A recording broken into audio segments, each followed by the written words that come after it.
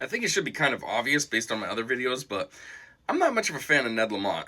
I don't like him for a few reasons, actually. One is because, he's supposed to be somebody who represents us, the residents of Connecticut, and he's supposed to be the elected official that runs the state, but does what's in the best interests for all of us, whether it's obvious what would be in the best interest for us, like reducing prices on gas or whatever by cutting the taxes or something on it, or whether it's having town halls and getting a general consensus of how the people feel and all that, and then acting accordingly to the feedback that you're provided. But this guy doesn't seem to do any of that. He does whatever fits his agenda best. Whatever lobbyist is gonna give him the most money to push for their agenda, that's what he goes after. At least that's how it seems majority of the time.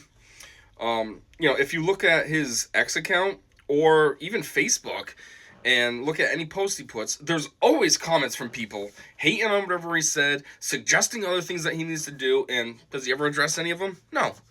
That's why these problems continue to exist.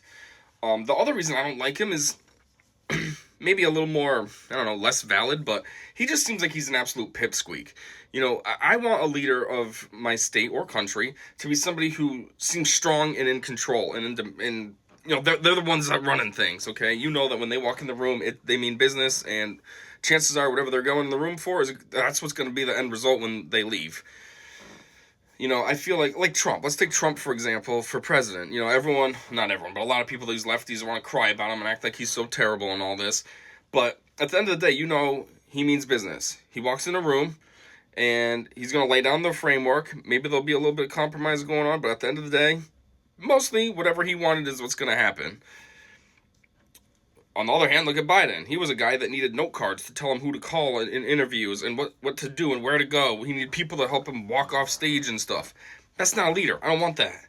So just like with us in Connecticut, it feels like Ned Lamont is just like maybe like a strong behind the keyboard, but once he's in front of people, he kind of becomes a little wuss and caves easily. And, oh, what did you want? Okay. I'm not for that. Man up, bro. Anyways, I'm not here to hate on Lamont. It's just a segue into something else that I wanted to talk about, which is this post right here. So this post he put, I found this on Facebook. It's basically Trump's administration is going to shut down like wind turbine production or something, and Lamont posts like, oh, that's so bad, blah blah blah. What does it say? Another erratic anti-business move by the Trump administration, blah blah blah. This project is nearing completion and is providing good paying clean energy jobs, yada yada yada. Anyways, here's what I think. First off, I think shutting down the windmills is good. Windmills are basically a straw man. It's something that was put out there to be like, oh, this is so wonderful. It's green energy. It's renewable and all this. But at the end of the day, there's so much that goes into it that everyone just conveniently doesn't think about.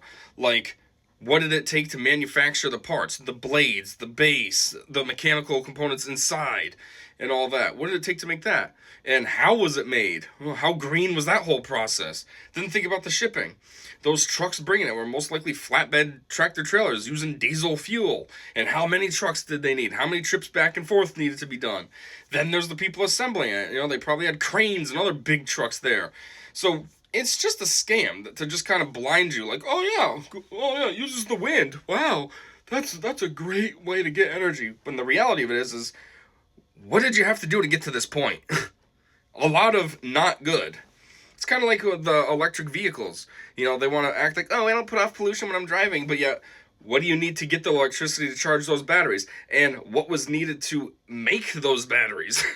It's a lot worse than what a regular car just puts out in emissions. So you kind of get yourself in a weird catch-22. So that's one thing.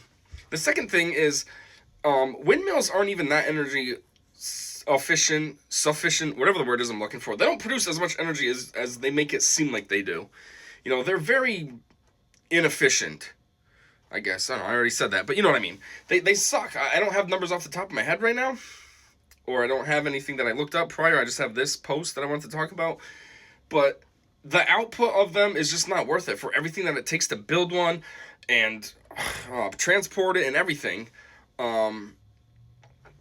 they're no good. There's plenty of other ways to garner sustainable, clean energy than just a stupid windmill. Plus, the third thing is they're not really environmentally friendly. What I mean is birds. They're very dangerous to birds. You know how many birds are killed around, dead birds you can find around a windmill? Because they're just flying along and this thing clips them. I mean, geez, the bird doesn't know. The bird thinks it's clear sky. They're just going along and then this blade comes, boom.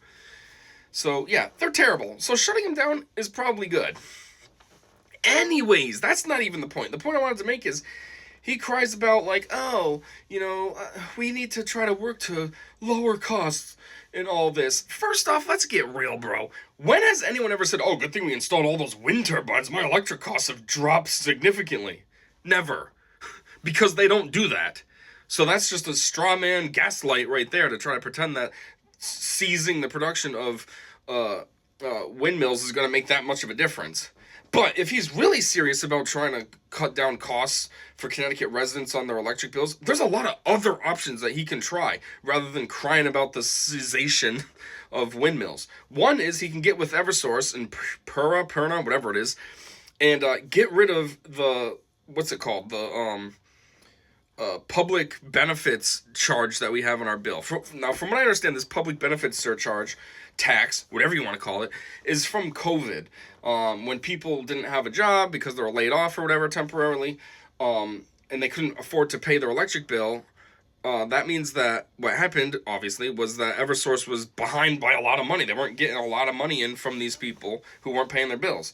So their choice to make that money back, their decision on how they're going to make that money back is to bill it to everybody. So people who did pay their bill straight through COVID, like me, now I'm getting punished? I have to be taxed and pay extra on my bill because other people didn't pay? How is that fair? How is that even right? Eversource needs to get themselves in line and either cut their losses, put it as a tax write-off or something, or go after those people that didn't pay. There's ways they can go about it. Don't give them electricity until they're caught up. Even if they get a new address or whatever, and nope, we can't supply you until you pay this old bill. Or just charge them the extra. Don't put it on everyone else. So that's one thing he can do. A second thing he can do is, again, get with Eversource to have them, to do a couple things. A would be, in every single winter, around fall, they always increase their rates. The past several years now, this has been a thing. They increase the rates, and why? Why do you got to do that? Is it because in winter, people are using more electricity for lights? People might be using more, their water heaters a little more generously because they want hot water for showers? Maybe people with electric heat obviously have their heat on. So, is Eversource just trying to milk us dry? Oh, good, they got to use more electricity. We're going to charge them more for it and make a fortune. Because as soon as spring starts rolling around and it becomes the season when people are outside, people aren't using their heat, people aren't possibly taking as hot of showers anymore, it goes down. And it's just this sine curve all the time, this sine wave all the time of up and down, up and down. So that's one thing. He needs to get with them and be like, knock it off. You set a rate and that's what it is. You don't go anywhere else and the prices are always fluctuating. Maybe gas, but even then it's not that drastic. It's a matter of a few cents. So that's one thing that he can get with them for. The second thing is, Connecticut has the third highest energy costs in the nation, which is ridiculous when you really stop and think about it.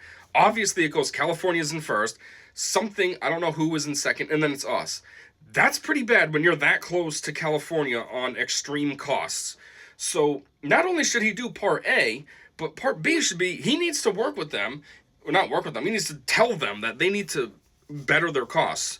I mean, at the end of the day, when you look at your bill, it's like your actual electric bill will be like $10, but then they add on $80 of nonsense. So whatever half that junk is, they need to trim that out and stop ripping us off. So he needs to get in their offices and have this discussion. Now, a third thing that he could do, which, of course, he won't, is he could even try to threaten them with competition. Eversource is basically like a monopoly in Connecticut. So what he could do to kind of instill some fear in them, maybe, is pretend that you're going to have National Grid start coming into the state as competition. Source some quotes, do whatever else you got to do. Put some ads, make it sound like National Grid's actually coming in. I'm sure that threat right there will make Eversource start changing their tune on how they charge everyone. Uh-oh, we want to keep that business, so we're going to have to do something to make sure that we can maintain this. And then the last option is probably the best option, and that's down by the southern seabed area. build a nuclear power plant.